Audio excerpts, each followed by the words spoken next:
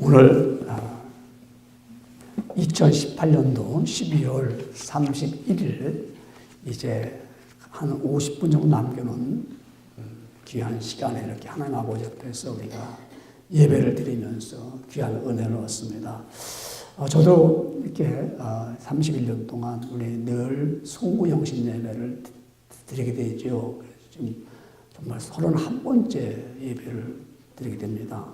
근데 이런 날씨는 처음입니다. 오늘 이렇게 날씨가 이렇게 뭐 눈도 아니고 그냥 약간 비가 찬비가 내려서 사실 운전하고 나오기가 매우 힘들었습니다. 그래서 제 마음속에는 우리 차종관 집사님은 물론 못 오실 것이다. 이렇게 그 루트 202가 길이 좋지 않잖아요. 근데 저분이 나오면은 다른 사람들은 그야말로 변명할 게 없다, 익스큐즈 할 게 없다. 그런 생각을 갖게 됩니다. 그렇지 않아요? 그 길은 다 좋은, 우리 202 길보다는 다 좋은 길인데, 못 나오는 뭐 여러 가지 이유와 사정이 있겠죠. 없죠? 그건 우리가 알 수 없는데, 목사의 마음은 여러분들이 나와 있다는 것만 해도 참 이게 힘이 되죠. 왜냐하면 여러분 만약에 없으면 목사가 오늘 안 할 수도 있잖아요. 예배 안 들을 수도 있잖아요. 그렇죠? 지금 이 시대를 제가 보면서 깨닫는 게 있습니다. 이 시대는 예의와 의미가 무너지는 시대에 살고 있다. 제가 이제 연구를 한 거예요. 사람들의 심령을 보니까 예의가 없고 예의를 필요가 없어요, 지금은요. 그리고 의미를 부여하지 않아요. 우리가 이렇게 송구영신 예배 드린다 그러면 이 의미가 있잖아요. 그죠? 의미가 뭡니까? 우리가 묵은 한 해 동안 하나님의 은혜에 감사하면서 모든 은혜죠. 그리고 또 내가 지은 죄가 있으면 그걸 가지고 새해를 맞이하는 것이 아니라 다 어때요? 아버지 앞에서 용서를 빌고 새날을 맞이하면서 새로운 은혜를 입고 새로운 뜻을 따라서 내가 비전을 갖고 꿈을 가지고 새해를 간다 하는 의미 가지고 우리가 송구영신 예배를 드립니다. 의미가 있다고요. 근데 이런 의미를 갖지 않아요, 이제는요. 왜 그런지 아십니까? 자유인데. 놀라운 것은 제 친구가 한국에 목사님들 다 목회를 하고 이제 뭐 다 거의 그야말로 목회를 다들 뭐 30년씩 하신 분들 있는데 뭐라고 나 지금 설교 준비하는데 오늘 저녁 설교는 10편 23편 설교야. 그래서 저한테 이제 카톡을 보냅니다. 그러면서 제가 몇 시에 드려 예배를 보냈더니 우리는 7시에 예배를 드려. 응? 그 송구영신 예배를 7시에 드려? 아니, 우리 송구영신 예배를 안 드리는 게 아니라 송년 예배를 드려. 무슨 얘기야? 한참 있더니 목사가 게을러서 그런가? 그래요? 그래서 근데 그건 아니고 교인들을 한 사람이라도 더 예배에 참석시키기 위해서 7시에 드리고 송년 예배로 끝난대요. 그러니까 뭐죠? 신년 예배가 없는 거예요. 그럼 신년 예배, 그럼 1월 1일 날 모셔서 신년 예배 드리냐? 아니지요. 그런 분위기가 한국에 팽팽해졌어요. 또 가까운 우리 이 지역 가까운 교회 한 교회는 목사님 자기는 와서 4년 동안 이렇게 해보고 저렇게 해봤는데 안 모여서 그냥 30일 날 저녁 먹고 예배드리고 그냥 헤어지고 했습니다. 그러더라고요. 안 모이니까.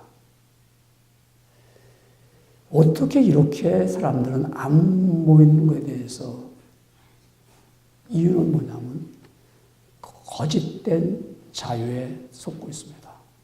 그러니까 첫째는 뭐냐면 의미를 몰라요, 의미를. 그리고 의미를 부여하고 싶지 않은 거예요. 그러니까 우리가 주일날의 의미가 뭡니까? 하나님 앞에 나와서 언제 예배를 드려서 주님 하나님의 영광을 얻게 하고 하나님 주신 은혜를 내가 힘입어서 또 한 주간 동안 내가 살아가는 하나님의 제사드린다는 의미인데 그 예배 자체의 의미를 우습게 여기는 거예요. 그러니까 모든 의미가 뭐 쉬운 얘기로 대통령도 취임할 때 취임식을 거창하게 하는 그 의미가 있어요. 근데 대통령이 되는 게 목적이라고 해서 그 의미를 깨버리고 내가 대통령이야 하고 나니까 엉망이 되는 거예요. 이 사람이라는 것은 대학을 가도 입학식을 거창하게 참석하는 사람은 그 사람은 대학을 잘 다녀요. 근데 아예 그까지 대학 입학식 그 필요 없어요. 여기는 미국은 안 하지만 미국도 뭐 하지만 우습게 여기면 언젠가는 나 그만둘 수 있는 거예요. 졸업식도 똑같아요. 졸업식도 참석을 해서 졸업을 잘하면 내가 참 은혜를 생각합니다. 우리 부모로부터 받은 돈들 다 고마운 거야. 그런데 이까짓 거 뭐 안 가, 뭐 저쪽 뭐 그런 사람의 의미를 부여하지 못하니까 모든 삶에서 의미를 부여해서 살아가는 사람들은 자세가 되어 있어요. 자세가. 그래서 우리는 의미가 굉장히 중요합니다. 의미를 들어가는 것은 예수님께서 하신 말씀이거든요. 의미가 뭐예요? 뜻이거든, 뜻. 뜻이 있는 거예요, 뜻이. 그래서 뜻이 있어야지만이, 뜻이 있으면 길이 있는 거예요. 보이는 거예요, 우리가. 항상 비즈니스를 해도 내가 이 비즈니스를 왜 하는가 하는 의미를 다 가지고 하면 길이 보여요. 근데 나는 그냥 되는 대로 하면 되겠지. 안 되는 거예요. 그 의미가 있어야 돼요. 그러니까 우리가 지금 의미를 깨지고 사람의 비율을 다 맞추는 거예요. 사람들, 교회가 전부 사람의 시간에 맞춰서 사람이 어떻게 많이 모일까? 언제가 좋을까? 어떻게 비율 맞출까? 그러니까 교회는 모이는 것 같은데 의미를 모르고 다니는 거예요, 전부. 이거 참 안타깝죠. 어떻게 이렇게 됐는가라는 것은 시대가 발전하면서 자유를 갖게 돼요, 자유. 그러니까 모든 사람이 자유가 좋다. 내 마음대로 하는 거죠. 그러니까 자유가 없는 것이 이 자유는 무슨 자유냐면 예수님만이 진리가 너희를 자유케 하라고 했어요. 예수님만이 들고 계신 때만이 참된 자유가 뭔지를 알게 됩니다. 근데 예수님 말씀 없는 자유는 다 사탄이 주는 거짓된 자유입니다. 그 거짓된 자유를 가지고 살아가니까 방종하잖아요. 사람들이. 얼마나 음란하고 지금 뭐 시대가 방종하도 자유예요. 얼마나 지금 한국도 그렇고 게이라든가 레즈비나 이런 말도 못할 텐데 그걸 갖다가 인정하는 게 자유예요. 왜? 소수라도 인정해야 된다. 거짓된 자유예요. 이 거짓된 자유가 교회 안에 들어와서 자유가 들어온 것이 나타나는 게 뭐냐면 예의가 깨지고 예의가요. 예의가 무너지는 거죠. 자유인데. 정말 우리가 교회를 나올 때 과거에 우리 크리스찬들은 교회를 나오면은 화려한 옷을 입지 않았어요. 그러나 정성을 다해서 깨끗하게 단장해서 주일날 나와서 예배를 드렸어요. 근데 그것이 무너지는 거예요. 자유인데, 우리 하나님의 자유. 그러니까 그냥 쓰레바짝 찍찍 끌고도 와요. 그래도 누가 말 못하죠. 자유인데. 거기에 거기에 있다 보니까 교회가 막 무너지는 거예요.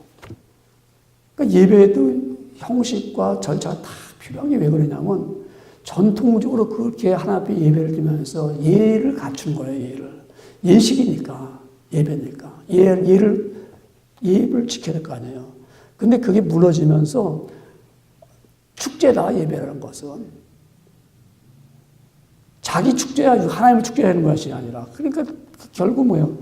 예배 가운데 마음대로 자기를 하는 거 하고 싶어. 그러니까 이 뒤죽박죽 돼갖고 이런 시대에 우리가 거짓된 자유 속에서 예의도 깨져버렸고 하나님 앞에 나오는 예식도 깨지고 의미도 깨져 버리고 그러니까 그저 그냥 세상에 교회 이름 붙이는 거 보면요. 이게 참교회, 진리교회, 낮아진 교회, 높은 교회 갖다 붙여서 갖고서 사실 성경적인 교회는 뭐냐면 지역에다 이름 붙였어요. 안디옥은 안디옥 교회, 에베소는 에베소 교회, 고린도는 고린도 교회. 그래서 이 노스 에머스트는 노스 에머스트 the first church, 또 노스 에머스트 second church. 이름은 같지만 그래서 쭉 그렇게 나가다 보니까 인천에는 제1교회, 제2교회, 제3교회, 제4교회 쭉 제9교회까지 나갔었어요. 그게 성경적이었었어요. 근데 그런 것도 이제 무너지고 상호처럼 그래도 좋아요. 그래서 은혜교회, 사랑교회 좋잖아요. 다 선교교회 다 좋은 건데 이런 것들 무너져가지고 마치 세상 세속돼가지고 말입니다. 꼭 뭐 아이스크림 교회 같이 나오는 거죠. 어디 세상 말로 말입니다. 그냥 듣기 좋은 상호가 저 별별 교회 이름이 내가 보면서 이것도 교회라고 이름을 갖다 붙였네. 더 참 진리교회, 더 참 진리교회래요. 그러면 다른 거 다 가짜인가? 이런 안타까운 시대에 우리가 지금 살고 있기 때문에 이게 교회에 들어와서 우리 성도들이 다 무너지는 겁니다. 거짓된 자유였으니까 내가 교회를 다니고 싶으면 다니고 막 그러면 그들이 구원을 함을 받았다고 믿을 수 있겠는가? 그래서 저희는 이렇게 11시 우리 송구영신 예배 사람이 모이든 안 모이든 예배를 드리는 약속했으면 드리는 것이다. 지금 날씨가 나쁘니까 못 올 수도 있지만 그러나 우리가 모자의 뜻을 드러낸다면 예배를 드려야 돼요.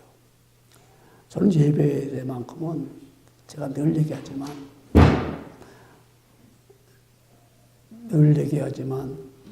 제가 1978년도에 늘 이제 예배를 주일 오전 11시 예배를 오전 9시 예배를 드려요. 군대에서. 그러면 제가 사회를 보고 목사님을 제가 그때 당시에 실력 있게 했어요. 신학교 2학년 다니는 사람 20살짜리가 21살 된 내가 장교들 돌 때는 올라오고 하사관들도 올라오는데 내가 설교할 것도 없고 그러니까 지역교에 있는 목사님들 그때는 또 목사님들도 없어요. 다 전도사랑 강도사 4분 주일마다 내가 집차 타고 나가서 모셔다가 설교를 시켰어요. 부탁을 했어요. 그래서 사람이 못 드는 거죠. 그분들이 와서 예배 드리고 나면 막 바삐 가는 거지. 자기 다 11시 예배니까 돌아가요.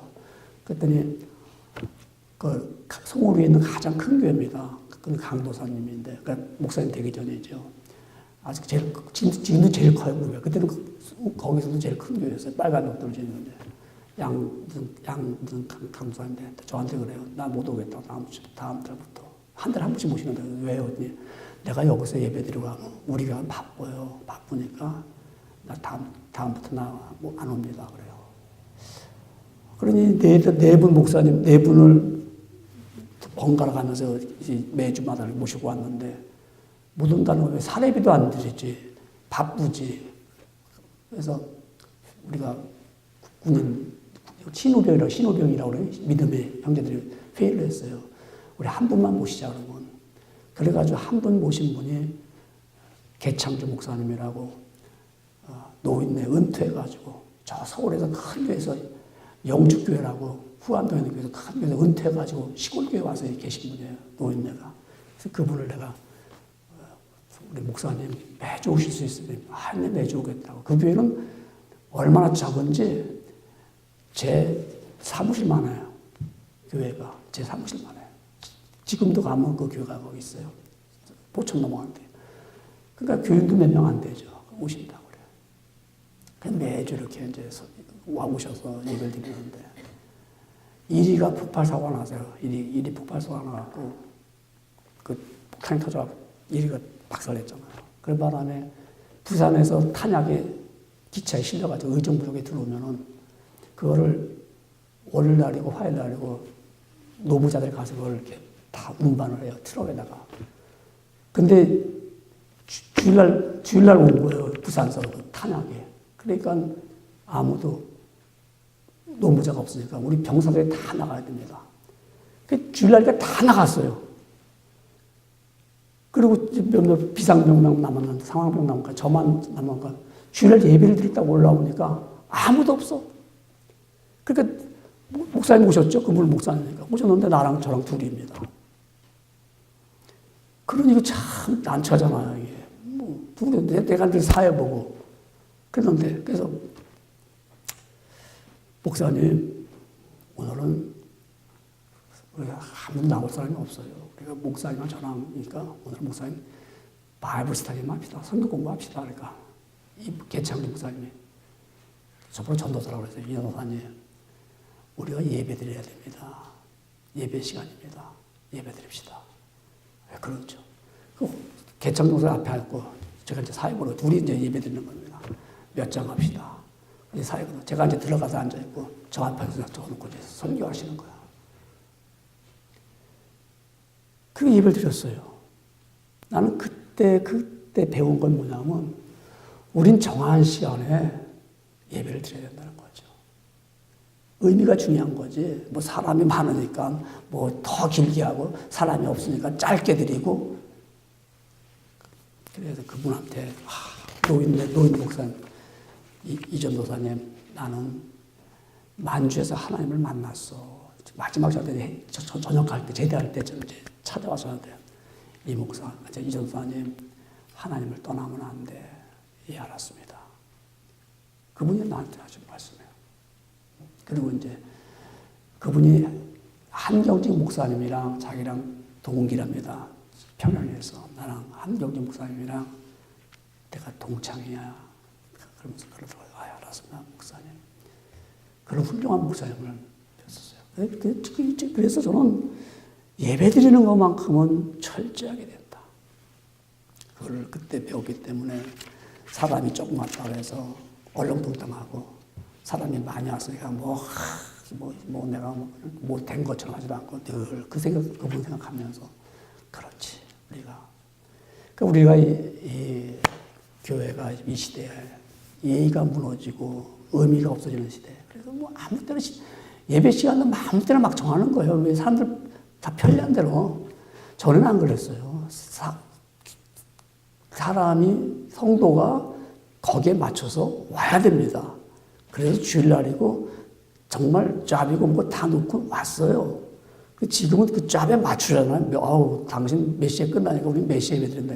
이게 얼마나 교회가 빈약해졌으면, 한마디로 말하면 목사가 먹고 살기 바쁘니까, 사람 모아야 되니까, 이런 수준에 떨어진 거면 너무 가슴이 아픈 거죠.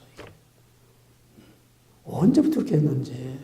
그게 왜냐하면 워낙 시대가 이렇게 돼갖고 다 비유 맞추다 보니까 이렇게 돼버렸어요. 그런 일이 있어서는 안 되죠. 암담하죠, 암담해. 이제 그런 가운데 우리는 오늘 2018년도를 이제 보내면서 우리는 이런 귀한 뜻 가운데 모였습니다. 그래서 멈추지 않는 하나님의 은혜입니다. 여러분, 이 송구영신 예배를 드리고 있는 것은, 드릴 때 우리 지난 날을 보면은 힘든 일도 있었잖아요. 그러나 또 편한 일도 있었습니다. 어려운 일도 있었고요. 쉬운 일도 있었습니다. 이 모든 것이 다 하나님의 은혜였다. 여러분, 우리가 은혜라는 말은 하나님이 베풀어 주신 호의. 우리 호의라는 거 알잖아요. 호의가 뭡니까? 나는 받을 만한 가치가 없는데 나에게 일방적으로 베풀어 주는 거 있잖아요. 이렇게 호의가 너무 감사해요. 나는 그럴 자격이 없는데요. 여러분, 이런 호의. 그래서 우리가 이 하나님의 은혜는 이 호의입니다. 하나님의 호의고, 이거는 하나님 말씀, 하나님의 선물이라고, 선물. 여러분, 선물 받을 때 그거 가치 따집니까? 아니잖아요. 내가 받을 만한 자격도 없는데 그거 주면 너무너무 고맙잖아요. 그래서 이것은 하나님의 선물이고 하나님의 축복입니다. 이거는. 그래서 이 은혜라는 말은 또한 구약시대 때 가면은 말입니다. 이게 하나님께서 범죄한, 우리 죄를 범한 인생들에게 긍휼을 불쌍히 여기시고 자비를 베풀어 주는 거야. 위로부터 내려온 자비를, 사랑을 베풀어 주는 거예요. 이 구약시대 때인데요. 신약시대 때를 말씀드린다면 바로 이 은혜는요, 죄로 인하여서 우리는 멸망받을 수밖에 없는 자인데 예수님께서 우리를 위하여 십자가에 달려 돌아가시고 우리에게 구원의 길을 열어주시고 우리에게 하나님의 자녀가 되어주셨다는 이게 하나님의 은혜라는 거죠. 그래서 우리가 이런 하나님의 은혜를 통해서 이제 구원받은 이후에 그 은혜는 뭐냐? 구원받은 후에 여러분 나 같은 사람 예수 믿어서 하나님의 자녀가 되었고 그 은혜로 말미암아 하나님의 백성이 되었는데 그 후에 받은 은혜는 뭐냐면 하나님의 보살핌이십니다. 하나님의 도우심입니다. 그래서 주의 도우심 받아 여기까지 왔으니 그잖아요. 복의 근원 강림하사 찬양할 때 주의 도움 받아 여기까지 왔어요. 우리 주의 도우심을 받아서 2018년 오늘 여기까지 온 게 하나님의 은혜지요. 하나님의 보살핌이죠. 또 우리 구원받은 이후에 받은 은혜는 뭐냐? 하나님의 복 아닙니까? 복. 여러분. 오늘 우리 복을 누리면 산다는 게 얼마나 감사하죠.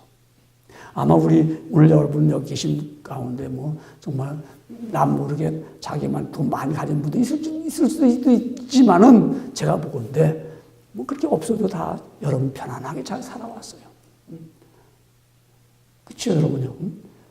오늘 생각해보면 야, 나 그렇게 뭐 어떻게 보면 여러분 계산이 안 나오는 수도 있어요. 어떻게 살아왔는지 그냥 뭐 여기저기 그냥 어떻게 어렵게 살아왔는데 오늘 여기까지 왔어요. 복 아닙니까? 또는 하나님의 사랑이죠. 하나님 나에게 이렇게 사랑을 베풀으셨구나. 그 사랑이 뭐예요?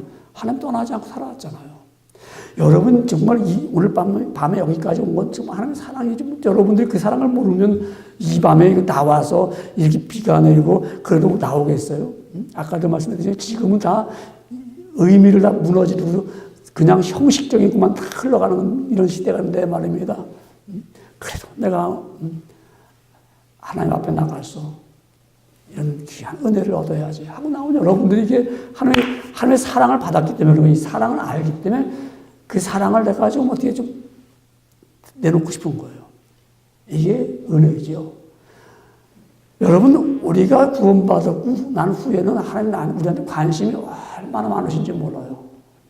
하나님 나한테 관심을 갖고 계셔요. 그렇기 때문에 우리가 곁길로 가고 잘못된 길로 갈 때마다 하나님께서는 안 된다고 나를 깨닫게 해주는 거예요. 관심이 없으면 그냥 가도 아무 상관없어요. 어떤 분들은 나는 말이야 예수 믿으면서도 잘못된 길로 가고 뭐 내가 주일을 지난주처럼 말입니다. 내가 주신 사명 말입니다. 더 받게 됩니다. 어제 설교에 더 받게 되는데 나는 안 받아도 좋아. 그래서 막 살아오도록 그러면서 난 그래도 잘 되고 있네. 어쩌면 하나님께서 관심 받긴지도 몰라요. 하나님 관심 받게. 관심 받지 못하는 것이 얼마나 무서운지를 여러분 아시죠? 관심이 있기 때문에 자꾸 잘하라고 그러고 자꾸 끌어들이고 자꾸 관심이 있기 때문에 어떻게 해요? 더 그냥 이것저것 얘기도 하고 때로는 싫은 얘기도 하고 때로는 말입니다. 마음에 들지도 않고 그러나 관심이 있기 때문에 그래요. 관심이 없으면요 정말 영어로 말하면 I don't care이죠. 어디가 가든지 말든지 먹든지 마든지 오든지 가든지 그냥 보면 반갑고 안 보면 그냥 그게 끝이고 그런 게 얼마나 무섭습니까? 근데 하나님은 늘 관심을 주시는 거예요. 그래서 여러분들이 늘 주님 앞에 돌아오고 주의 뜻 가운데 거하고 이게 은혜죠. 여러분 이런 은혜 이렇게 하나님이 나에게 오늘 2018년도 호의를 베풀어 주셨습니다. 그렇기 때문에 오늘 바울은 이제 에베소 교회에게 서신을 보내면서 지금 마지막 축도의 부분입니다. 마지막 축도하는 거. 복을 빌면서 기도하면서 그 앞에 보면 두기고라는 사람이 나옵니다. 이 두기고를 보면서 인사하면서 이제 23절, 24절 나오는 거 아닙니까? 그러면서 아버지 하나님과 주 예수 그리스도로부터 평안과 믿음을 겸한 사랑이 형제들에게 있을지어다 그랬습니다.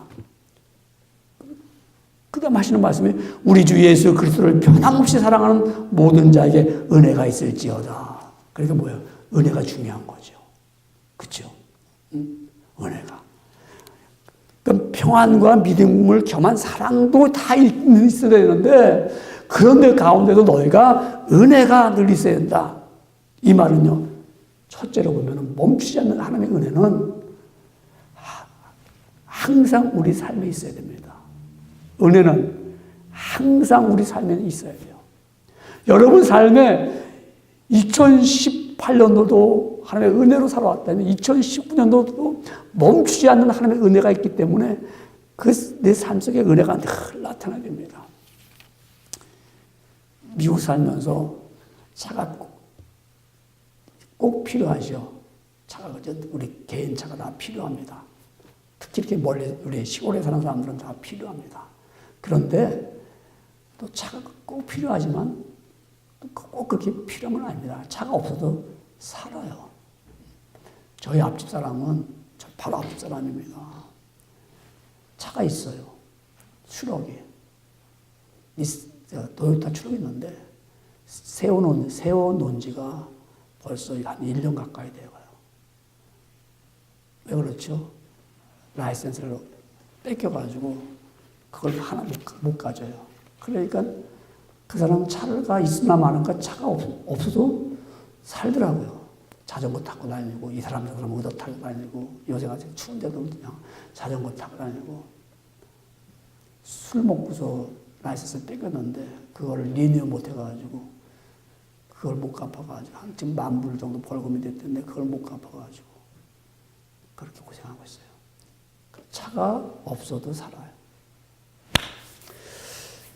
여러분, 우리가 살아가면서 없어도 살아갈 수 있어요. 근데 은혜는 받을수록 삶이 행복해지는 거예요. 은혜가 없으면 삶이 그만큼 힘들어요.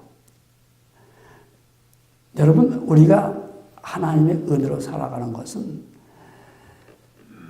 정말 여러분 내가 힘들고 어려울 때라도 그때마다 내가 살아가는데 피할 길도 주시고 또한 넘어갈 길을 넘어가게 만듭니다.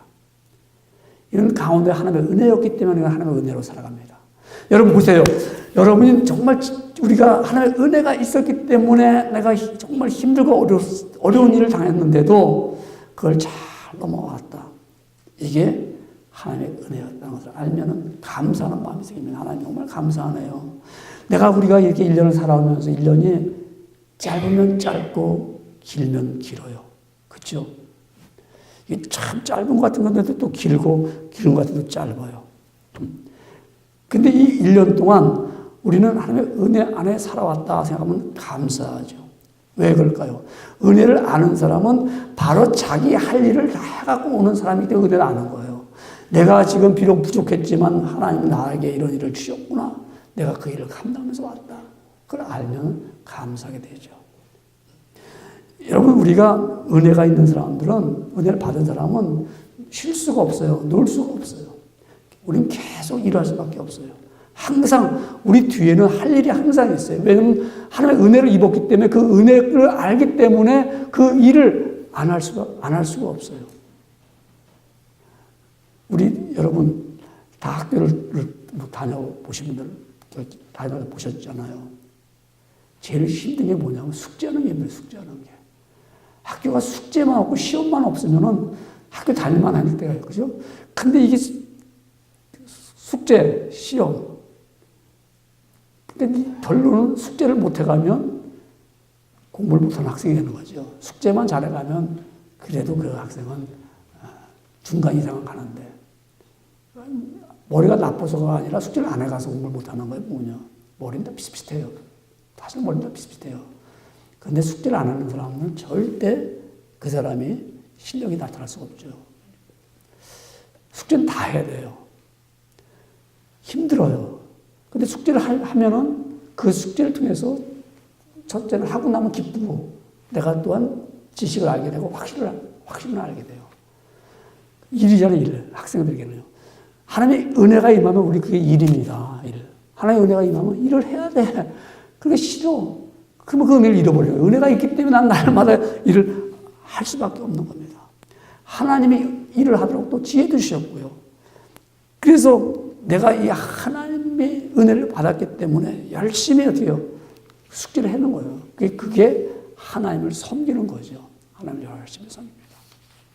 여러분, 오늘 우리는 하나님의 은혜를 입어서 여기까지 왔고 내가 열심히 섬겼습니다. 그러니까 그 섬김은 어제도 말씀드린 결코 없어지는 게 아니잖아요. 내가 열심히 섬겼기 때문에 은혜 받은 사람은 정말 내가 그 숙제를 잘 해나가는 사람들입니다. 안 할 수가 없습니다. 그 숙제를 오늘도 합니다. 그래서 이 은혜를 있기 때문에 목사도 다 하는 거예요. 목사라고 해서 뭐 안 하는 게 아니라 목사 다 주어진 이 은혜를 입었으니까 이 일을 내가 감당하고 기쁘고 우리 이렇게 성도들이 있으니까 목사가 신앙을 꼭 지켜나갈 수 있는 거예요. 목사가 성도가 없어 봐요. 말씀 준비도 뭐 어떻게 하겠어요. 아까처럼 개창지 목사님처럼 한 명이라도 놓고 마음을 다 그렇게 마음을 늘 갖고 있으면 훌륭하죠. 그 사람은 그렇지 않아요. 여러분, 이게 은혜가 있다는 것은 내가 일을 하고 있다는 거죠. 그래서 두 번째 보면 멈추지 않는 하나님의 은혜는 그 은혜 안의 삶을 알면서 두 번째는 변함없이 예수님을 사랑해야 되는 겁니다. 변함없이. 본문의 말씀 6장 24절에 말씀하기를 우리 주 예수 그리스도를 변함없이 사랑하는 모든 자에게 은혜가 있을지어다 그랬습니다. 여러분 2018년도도 예수님을 참 많이 사랑했어요. 그렇죠? 여러분 제가 오늘 뭐 다 우리 교인들 제가 다 알잖아요. 얼마나 열심히 여러분 사랑했는지 저는 알고 있어요. 근데 열심히 사랑하지 않고 나중에 이제 주님 앞에 쓸 때 주님이 그렇게 말씀합니다. 거꾸로 내가 너를 얼마나 사랑했는데 너는 나를 사랑하는 것을 보여주지 않았다. 여러분 우리가 변함없이 예수님을 사랑해. 변함없이. 여기 변함없다는 말은 더 정확하게 이해가 되기 쉽게 우리가 그 원어를 가깝게 얘기한다면 이런 뜻을 갖고 있습니다. 이 변함없다는 말은 압다르시아라는 말인데 이게 뭐냐면 압다르시아라는 말은 부패하지 않은 거. 그러니까 또 하나는 뭐 부패하지 않은 거고 불멸입니다. 그러니까 부패하지 않으면 어때요? 썩지 않았으니까 계속 보존되어 있죠. 그죠? 여러분 부패하면 뭐 버려야 되잖아요. 못 쓰잖아요. 그러니까 예수님을 사랑하는 사람의 마음은 부패하지 않은 거예요. 그런 사람은 없어지지 않잖아요. 그러니까 우리가 예수님을 한결같이 영원토록 아주 열심히 사랑하는 거예요. 그러니까 여러분 예수님을 사랑해야 되는데 예수님을 사랑하지 못하는 이유가 왜 못하게 되죠? 변함없이 사랑해야 되는데 이유는요 여러 가지 이유가 있지만 두려움을 갖게 되면 사랑하지 못해요. 누구의 두려움? 세상에 대한 두려움. 세상에 대한 두려움을 가지면 하나님을 사랑했던 마음이 쉬워집니다. 예수님을 사랑했던 마음이. 무엇을 먹을까, 무엇을 마실까, 뭐 여러 가지 우리는 두려움이 오잖아요. 그러면 내 마음이 하나님께 향했던 마음이 거기 두려움에 빠지는 거예요. 질병에 대한 두려움을 가지면 하나님을 사랑했던 마음이 거기에 마음이 다 뺏겨버려요. 질병에 대한 두려움, 경제에 대한 두려움, 늘 모자라, 없어. 또한 우리가 사람과의 관계의 두려움, 또한 사랑에 대한 두려움, 자녀에 대한 두려움, 이런 여러 가지 두려움이 있어요. 또 전쟁에 대한 두려움, 이런 두려움이 있으면 내가 하나님을 변함없이 사랑할 수가 없어요. 왜? 그 두려움 때문에 그걸 거기에 빼앗겨버립니다, 마음에. 그래서 사도 요한은 요한일서 4장 18절에 말씀하기를 사랑 안에는 두려움이 없고, 사랑하면 내가 예수님을 사랑하면 두려움이 없고, 온전한 사랑이 두려움을 내어 쫓나니 두려움에는 형벌이 있습니다. 그 두려워하는 사람은 형벌이 있는 거예요. 내가 예수님을 변함없이 사랑하면 은혜가 계속 임하고 계속 내가 그 안에서 이겨나가는데 두려웠기 시작하면 그게 형벌입니다. 주님을 멀리하게 돼요. 은혜를 내가 깨닫지 못합니다. 예수님을 사랑하면 두려움을 없어지는데요. 제자들이 두려울 때 예수님 나타나셔가지고 두려워하지 말라 그러죠. 내니 두려워하지 말라. 그런데 제자들이 그때 주님을 사랑하게 되니까 뛰어내리잖아요. 베드로가요. 주님 앞에. 여러분 우리가 두려움을 가질 때는 주님을 사랑하지 못해요. 근데 내가 주님을 사랑하면 두려움을 이길 수가 있어요. 오래전에 구로공단, 여러분 옛날에 지금 구로공단이 공장이 많이 없어졌지만 그때는 공장이 많았고요. 그 구로공단의 공장의 사장님이 이제 공장을 옮겼어요. 옮겨가지고 공장이 잘 되게 해달라고 고사를 지나게 돼요. 고사. 근데 이제 거기에 직원 가운데 아주 사장한테 인정받는 직원인데 고사를 지내는데 돼지대가 앞에서 절을 해야 되는데 이 사람은 신앙인입니다. 그러니까 자기 마음에 내가 사장을 두려워하면 사장한테 인정을 받겠는데 나는 하나님을 믿는 사람인데 내가 돼지 대가리에다 절할 수 있겠는가? 나는 하나님이 더 두려운데. 그래서 고사를 지낸다는 그날 아침엔 다 전 직원 불러놓고 이제 시작하려고 그러는데 안주머니에다가 사직서를 딱 써갖고 왔어요. 야, 직원들 다 공장 마당으로 나갑시다. 나가려고 하는데 사장님, 저는 사표를 내겠습니다. 아니, 김 부장이 왜 사표를 내나? 예, 저는 나가서 고사를 지는데 할 수가 없습니다. 저는 하나님을 믿기 때문에 저는 절할 수도 없고요. 고사 지내는 참석할 수도 없으니까 대신 제가 이제 그동안 사장님의 은혜로 저희 가족도 잘 지냈습니다. 이제 저는 회사를 떠나야 될 것 같습니다. 그 사장님, 이 사람아, 걱정하지 마라. 내가 당신 것 대신 내가 절해줄 테니까 당신은 그냥 사무실에 앉아 있어. 그러는 거예요. 얼마나 감사하죠. 하나님은 내가 두려워하지 않냐고, 사장을 두려워하지 않냐고. 그랬더니 하나님이 은혜 주시는 거예요. 그 후에 이 사람이, 그 회사가 컴퍼니가 크게 돼가고요. 거의 그룹의 수준 됐을 때 그 사람이 사장만 줬어요. 사장 자리에. 여러분, 하나님을 두려워하는 거, 세상을 두려워하지 않으면, 하나님만 두려워하면 은혜가 임하는 거예요. 은혜가 임하는 거예요. 오늘 우리는 이와 같이 정말 하나님을 주시는 멈추지 않는 하나님의 은혜를 계속 누리며 복된 자가 되기를 원합니다. 그러려면 변함없이 주님을 사랑해야 돼. 변함없이요. 여러분, 변함없이 예수님을 사랑하지만 멈추지 않는 은혜를 받으면 세 번째로 꼭 중요한 거예요. 뭐예요? 변함없이 하나님을 의지해야 됩니다. 의지하는 거예요. 아까는 우리가 변함없이 예수님을 사랑하기 때문에 두려움을 갖지 않습니다. 이 의지한다는 거. 여러분, 2018년도 여러분 열심히 살았습니다. 이제 2019년도도 열심히 살아야 되겠죠. 우리는 여러분, 우리보다 힘있고 모든 것을 하실 수 있는 하나님을 의지하며 산다면 멈추지 않는 하나님의 은혜가 계속 우리에게 임하시게 될 것입니다. 여러분, 그런 은혜를 입고 살고 싶지 않습니까? 우리 어릴 때는 자식들이 나를 의지하면 좋죠, 여러분. 그렇죠? 자녀들이 여러분 어릴 때는. 근데 이 아이가 다 커갖고 이제는 자기들이 돈을 벌어갖고 말입니다. 스스로 살아야 될 텐데 의지하려고 합니다. 자기가 지금 돈을 벌어서 이제는 스스로 살아야 돼요. 그런 부모 마음이 어때요? 별로 기분 안 좋죠. 아니, 왜 그러냐. 그런데 이 아이가 잘못되면은 어떻게 해요? 도와주고 싶잖아요. 근데 이 자식이 잘못되면서도 고집세 갖고 전혀 손도 안 벌리고 자기한테 아주 정말 고생 직사게 하면서도 말입니다. 내가 혼자 할 거야. 이러면 부모의 마음이 아프잖아요. 똑같은 거예요.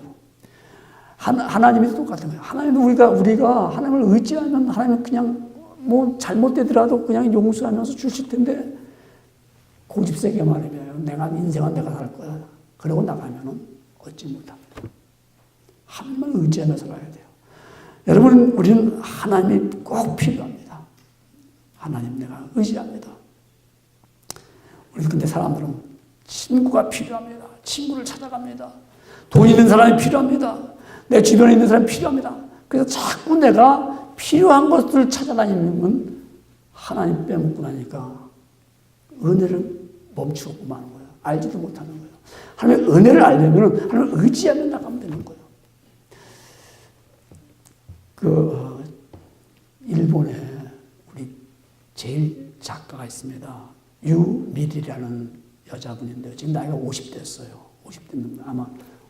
근데 이 여자가 28살에 일본에서 문학상 아쿠다타가 와상이라고 1996년에 그 상을 받았어요.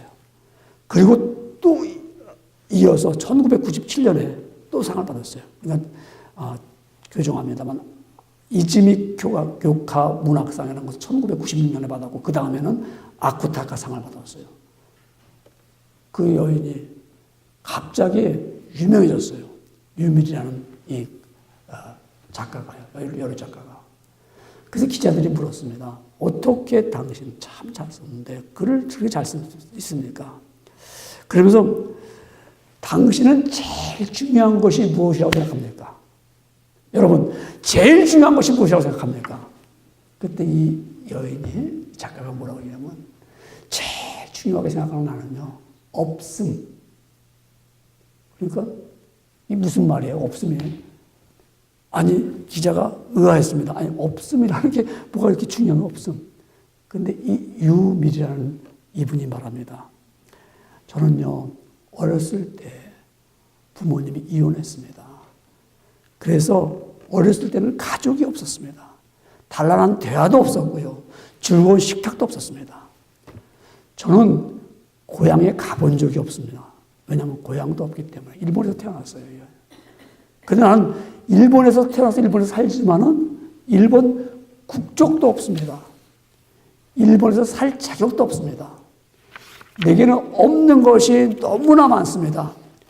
그래서 저는 없기 때문에 제 작품 속에서 없는 것을 노래하고 없는 것을 이야기하고 그래서 가진 사람들 풍요함에 넘치는 일본 사람들 가슴 속에 없는 것이 무엇인가를 없는 이야기를 그들에게 해줬더니 그들이 감동을 받기 시작했습니다. 여러분 없는 것 때문에 창피합니까? 난 2018년 너무 없었어. 여러분 내가 없는 것 때문에 여러분 불행합니까? 그러나 우리는 없기 때문에 하나님의 능력을 의지합니다. 내가 없기 때문에 하나님을 바라봅니다. 내가 없기 때문에 하나님을 내가 사모합니다. 그게 멈추지 않는 하나님의 은혜를 받는 거예요. 2019년도는 우리가 없기 때문에 하나님을 내가 더 의지하는 거예요. 그래서 어떻게 해요? 기도가 나오는 거 아니에요, 기도. 우리가 없기 때문에 기도하고, 없기 때문에 아버지 앞에 구하고, 없기 때문에 내가 엎드리고, 없기 때문에 내가 하나님 도와달라고 하지 않습니까? 그래 하나님의 은혜가 임하는 거예요. 그게 하나님을 의지하는 사람들이 있죠. 오늘 이제 우리 2019년도에는 우리가 하나님을 의지하며 살아갈 때 멈추지 않는 그 은혜를 다 누리며 사시기를 주의 이름으로 축원합니다. 여러분 2018년도에 하나님의 은혜를 깨닫지 못하고 살았다면 이제는 새해에는 지금부터 새해에는 첫날은 우리가 멈추지 않는 하나님의 은혜를 받으며 사시기를 바랍니다. 하나님의 은혜 외에는 다른 것을 사는 것은 보람도 없고 삶의 가치도 없습니다. 여러분 인생이 즐거우면 잘 사는 것 같죠? 다른 사람에게 칭찬받고 명예를 얻으면 성공한 것 같죠? 다 솔로몬 왕은 말하기를 헛되고 헛되며 헛되고 헛되니 모든 것이 헛되도다. 그래서 전도서 1장 3절에 말씀하기를 사람이 해 아래서 수고하는 모든 수고가 자기에게 무엇이 유익한고 라고 하였습니다. 이 헛된 것을 알게 되면 여러분 헛된 거 알게 되면요 병들어요. 헛된 거 알게 되면요 우울증 걸려요. 내가 이거 뭐 하는 거야? 이 인생 내가 이렇게 살 거 뭐야? 얼마나 무섭다고요. 헛된 거 알게 되면 헛된 걸 모르고 사니까 여러분들이 막 그냥 뭐 화려하게 되고 놀러 가고 뭐 하죠. 제가 나름대로 연구하고 가만히 보면요 우리 인간은 참 동물 같아요. 동물 같아요. 그래서 심리학자들도 미리 다 얘기했지만 사람은 먹는 거에 굉장히 먹어야 즐겁기 때문에 단지 먹는 종류만 다른 거죠.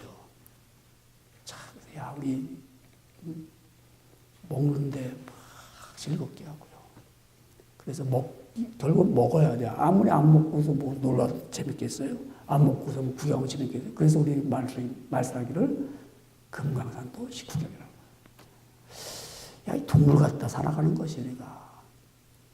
근데요, 하나님의 은혜를 알면은 우리는 그렇게 살아가는 거죠. 하나님의 은혜 가운데 하나님 내게 주신 일이 얼마나 감사한가. 2019년에 나에게 이런 일을 주셨구나. 내가 열심히 일해야지. 열심히 하나님 나라를 확장시켜야지. 하나님 나라를 내가 같이 힘써서 확장시켜야지. 예수님만 언제나 사랑하고 항상 그분 앞에 서 있어야지. 그럴 때 하나님의 은혜는 멈추지 않고 임합니다.